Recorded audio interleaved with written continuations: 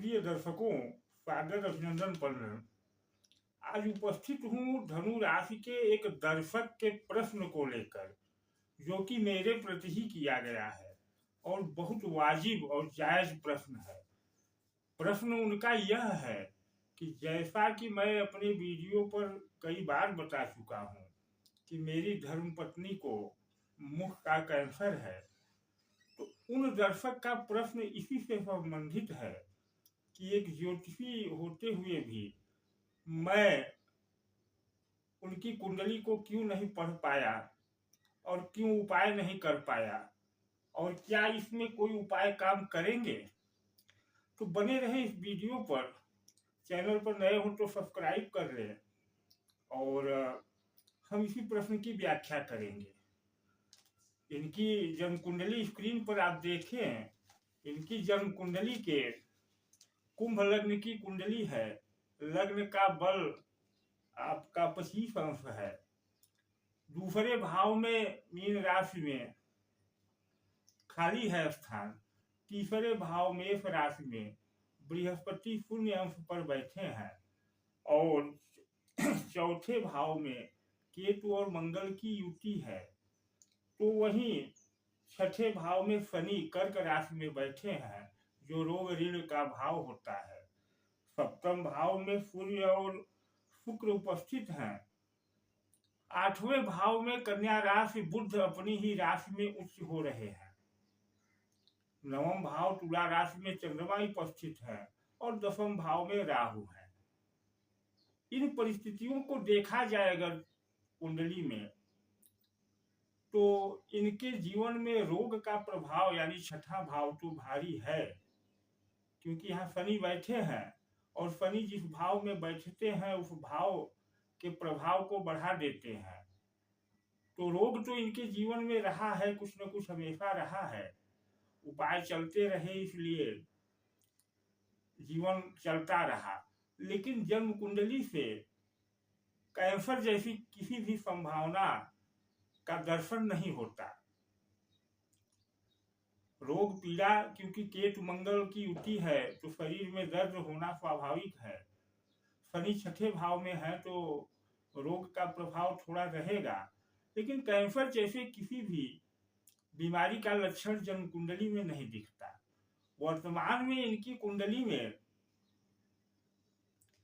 बुध की महादशा चल रही है, जो कि 23/7/2017 से प्रारंभ हुई, जो कि 34 तक चलनी है। इस महादशा में वर्तमान में चंद्रमा का अंतर 23/8/24 से प्रारंभ हुआ। बुध अष्टमेश भी हैं और चंद्रमा छठे के स्वामी हैं, जिनका यानी अष्टमेश की महादशा में छठे भाव के स्वामी खष्ठेश का अंतर प्रारंभ हुआ 23/8/24 से, और इसी के एक महीने बाद लगभग इनको समस्या शुरू हुई और 2 महीने बाद यानी अक्टूबर 2024 में कैंसर का पता चला। तो कुंडली में तो कैंसर का कोई लक्षण नहीं है, इसलिए मैं भी असावधान रहा और जो सामान्य उपाय होते हैं वह करता रहा। तो फिर यह कुंडली हुआ क्यों? अब हम इस विषय पर आते हैं, क्योंकि यह कोई सामान्य घटना नहीं है। एक ज्योतिषी के परिवार में ऐसी घटना हो जाए और उस पर प्रश्न तो उठेंगे।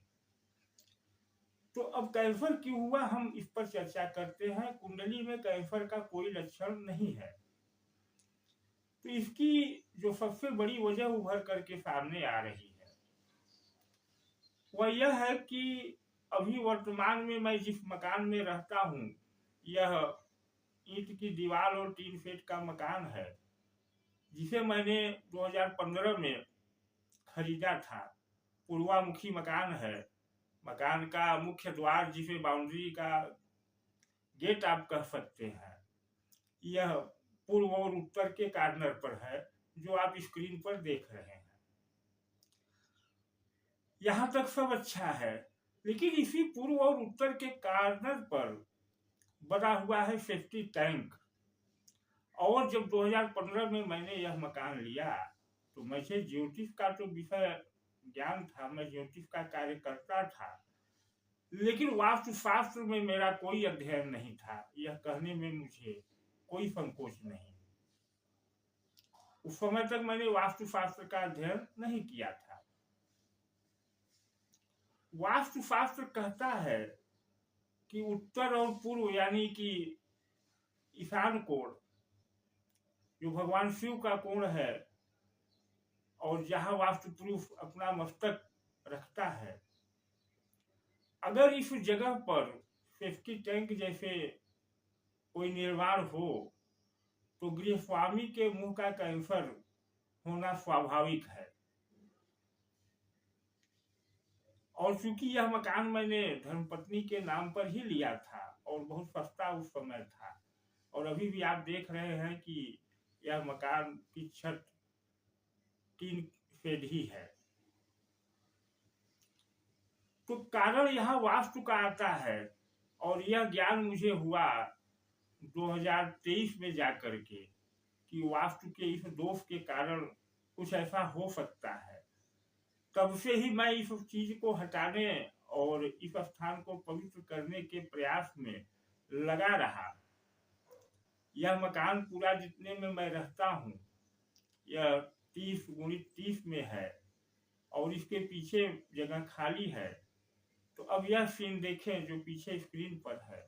तो मैंने 2023 में पीछे वास्तु नियमों के अनुसार मकान का निर्माण प्रारंभ किया, लेकिन अपनी हैसियत और अपनी इनकम के अनुसार मकान बनने में धीरे धीरे देर होती रही, परंतु अब यह मकान लगभग पूर्णतः तैयार है, जिसमें हम इसी जून के आखिरी महीने तक प्रवेश कर जाएंगे।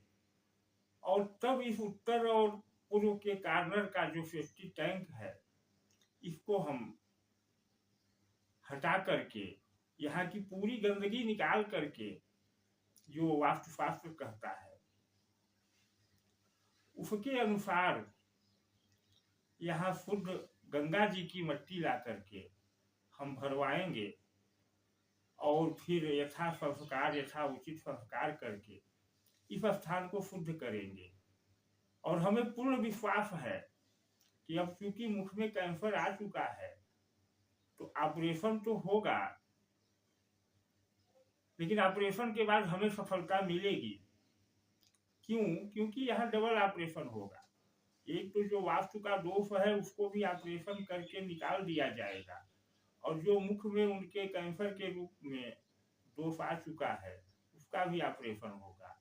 और तत्पश्चात इसी कार्नर पर यानी उत्तर पूर्व के ईशान कोण पर हम महामृत्युंजय का जाप प्रारंभ कराएंगे, जिससे कि 100% यह बीमारी दूर हो जाएगी, इसमें कोई शंका नहीं है।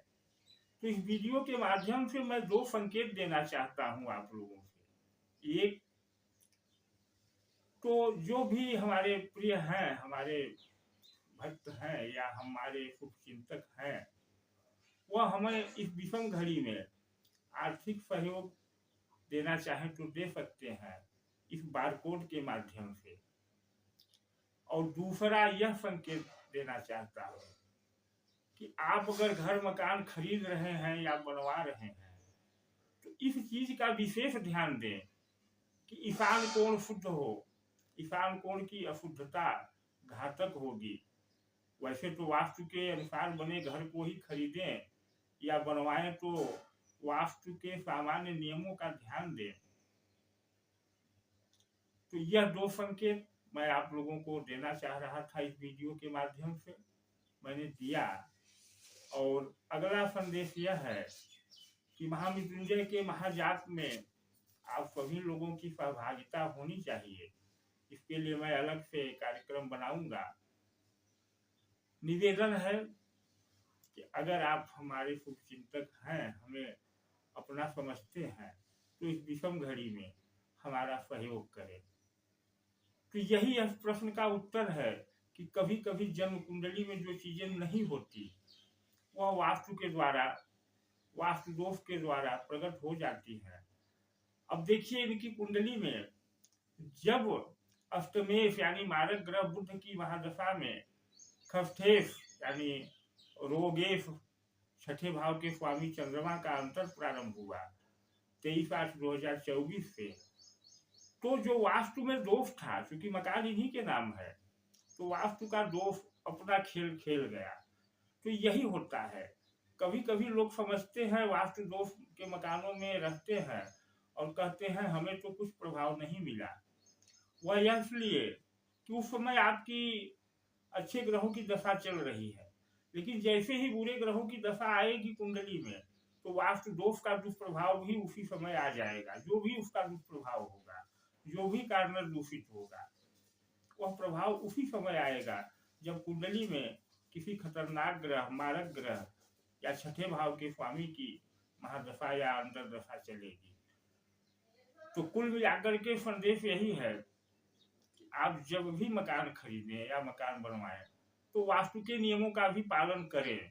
या आप किसी समस्या से पीड़ित हैं और जन्म कुंडली में वह दोष नहीं मिल रहा है, जन्म कुंडली में उस समस्या का कारण नहीं मिल रहा है, तो देखें कि कहीं वास्तु दोष तो नहीं आपको परेशान कर रहा है। तो इन्हीं संदेशों के साथ आज का वीडियो समाप्त करता हूँ। पुनः निवेदन है, स्क्रीन पर बारकोड है, आप अगर सहयोग करना चाहें तो करें। इस समय हमें आपके सहयोग की जरूरत है। और कहावत है कि 10 आदमी की लाठी एक आदमी का बोझ हो जाता है। तो आपके सहयोग से हमें काफी सुविधा होगी। धन्यवाद।